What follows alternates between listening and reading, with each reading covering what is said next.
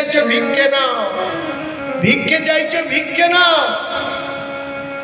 অত নবদ্বীপ নবদ্বীপ করো না।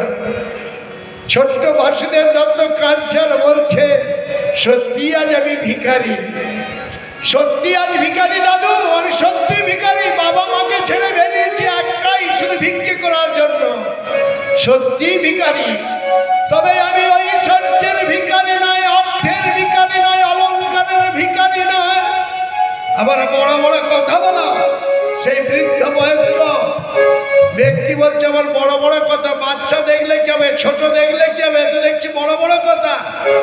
তবে কিসের ভিখারি তুমি? বেরিয়েছো পথে, রাস্তায় বেরিয়েছো, তিলক কেটেছো, আবার হরি বলছো। এই তো ছোট্ট বয়স, এই বয়সটা কি তোমার হরিনাম করার বয়স?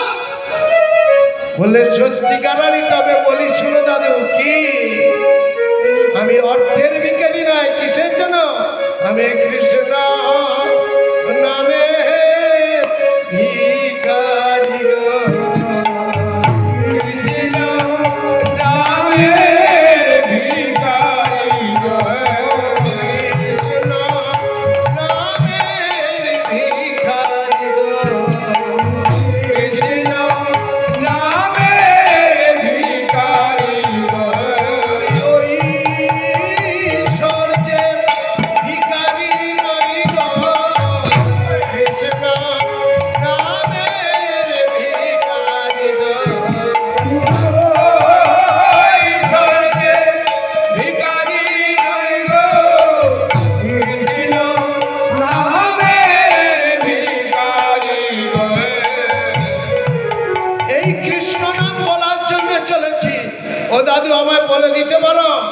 মাকে একটুখানি বসো। মা মা একটু বসে, ছেলে হয়ে বলছে আমি দাঁড়াতে যাবো। মা ঘুম পায়, পা মিলে ওইখানে শুয়ে পড়ুন, পাখা চলছে, আমি ডেকে দেবো এখন। তবু হরিবাসর ভেঙে যেতে হবে। হরিনাম তলায় গো মা, ঘুম পেলে শুয়ে পড়া ভালো। কেন বলুন তো? তবু তো শরীরে একটু ধুলো লাগবে। পুরীতে গেলে পারে যেমন যত ভালো জিনিসই কেনাকাটা করুন, কি নিতে হয় বলুন তো? যতই চাদর কিনুন, পাঞ্জাবি কিনুন, পেড়া কিনুন, যত ভালো ভালো জিনিসই কিনুন, কিন্তু একটা জিনিস অবশ্যই পুরীতে বেড়াতে গেলে নিতে হয়। সেটা কি বলুন জোরে?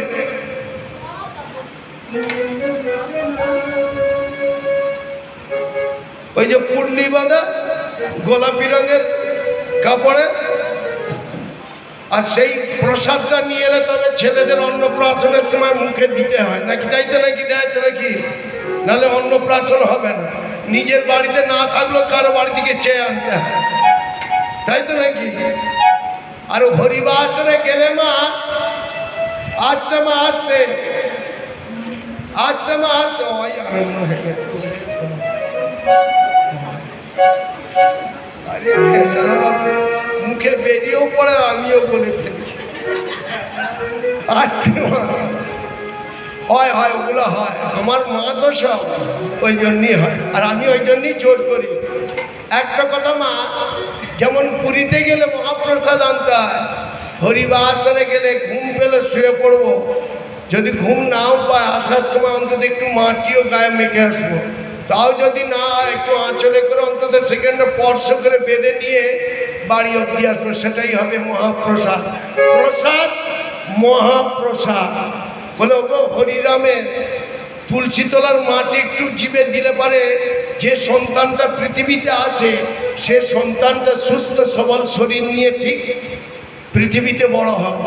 আর যারা ওগুলো মানে না, ভাবি এখন ডাক্তার করতে যাচ্ছে, অত অত ছাড়ো ছাড়ো, তাড়াতাড়ি করো, গাড়িতে চাপি নিয়ে চলে গেল।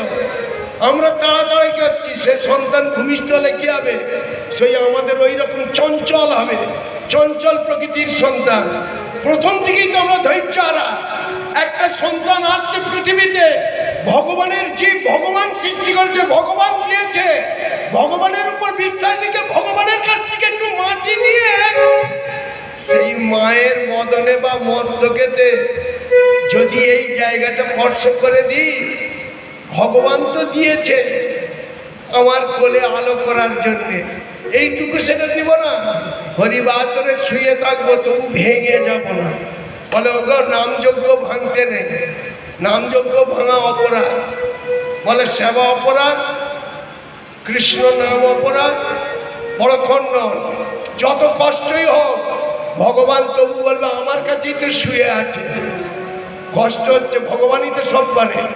সেই জন্যই বলছি মা, কিছু মনে করবেন না।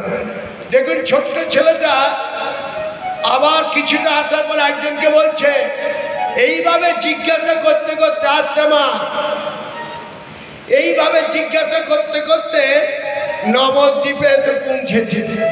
নবদ্বীপে সুরধনী গঙ্গার তীরে এসে পৌঁছেছে। সুরধনী গঙ্গাকে দেখে বলছে, শুনেছি গুরুজনদের মুখে পতিত পাবনী গঙ্গে, তুমি সকলের মনোবাসনা পূর্ণ করো, সকলের দুঃখ হরণ করো, সত্য পাতক সংহন্তি, সত্য দুঃখ বিনাশিনী, সুখদা মুক্ষদা গঙ্গা গঙ্গৈব পরমাগতি। অন্তিম সময়ে যদি তোমার গর্বে ঠাঁই পায় তবেই তোমার মানব জন্ম ধন্য হবে, মানব জন্ম সার্থক হবে। তত্র ওই বাসুদেব দত্ত সুরধনী গঙ্গার তীরে বসে আছে। পদকর্তা প্রথম কলম দিলেন, প্রথম গড়া অনুরাগে প্রাণ কাঁদে, বলো বলো কোথায় গেলে শ্রী গৌরাঙ্গ পাব। তাই পদকর্তা বলছে, আর ওই ছোট্ট ছেলে যাকে দেখছে তাকেই জিজ্ঞাসা করছে, তোমরা আমায় একটু বলে দিতে পারো কোথায় গেলে আমি গৌর দেখা পাবো একবার।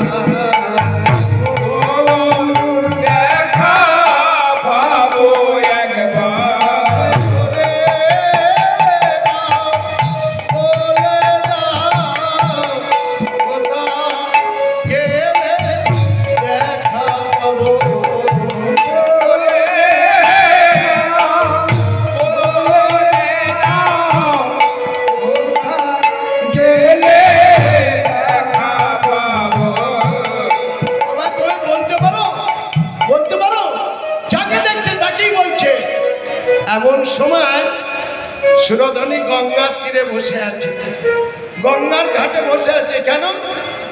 ওই বাসুদেব দত্ত শুনেছে প্রত্যেক দিন নাকি পারিষদগণকে নিয়ে গৌরী সকালবেলা গঙ্গা স্নান করতে আসে, গঙ্গা স্নান করতে। কিন্তু গঙ্গার কি একটা ঘাট? বিভিন্ন জায়গায় বিভিন্ন ঘাট, কিন্তু কোন ঘাটে চান করে কে জানে? নবদ্বীপে কি একটাই ঘাট?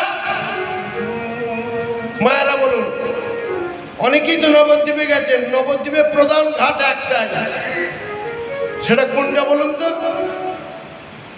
ত্রিবেণী সঙ্গম, গঙ্গা যমুনা সরস্বতী তিনজনে যেখানে মিলিত হচ্ছে। এখন যেখান দিয়ে আমরা নৌকা করে এপার থেকে মায়াপুরে যাই, ওটাই হলো নবদ্বীপের প্রধান ঘাট, একটাই ঘাট, ত্রিবেণী সঙ্গম। তন্ত্র প্রত্যেক দিন মহাপ্রভু ওই সুরধনী গঙ্গার ঘাটে ভোরবেলা স্নান করতে যেতেন। ওই বাসুদেব দত্ত শুনেছে যে মহাপ্রভু নাকি প্রত্যেক দিন গঙ্গা স্নান করতে আসে, তাহলে ঘাটে বসলে পরই দেখা হয়, একবার দেখতেই হবে আমার। এই ভেবে বসেই আছে, তবু দেখা আর পাচ্ছে না, দেখা আর পাচ্ছে না। তাই পদকর্তা ওই ছেলেটার আকুলতা দেখে পদে কলম দিলেন, আরে আমার আমার শ্রী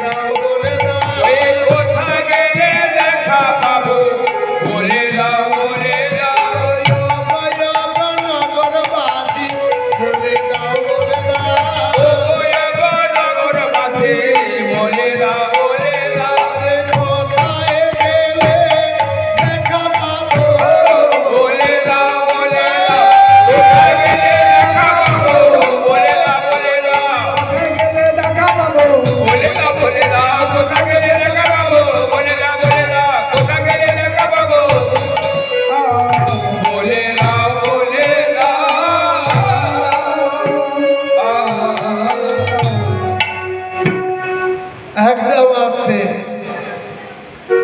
আমার আমার শ্রী গৌরাঙ্গ ভাবে গোরা, অদ্বৈত শিবাসাদি সংকীর্তনের গোরা। অর্থাৎ এই যে হরিনাম কলিযুগে হচ্ছে, সর্বপ্রথম কথা হয়েছিল এই নামযজ্ঞ, প্রথম কথা হয়েছিল নবদ্বীপে শ্রীবাস আঙিনাতে। নবদ্বীপ নাম হলো কেন? 9টা দ্বীপ আছে, 9টা দ্বীপকে অনুকরণ করে নাম হলো নবদ্বীপ। আর ওটাকে উল্টে দিলে পরে নব মানে নতুন, দ্বীপ মানে দ্বীপ। নতুন দ্বীপ কোনটা? এইটা হলো নতুন দ্বীপ।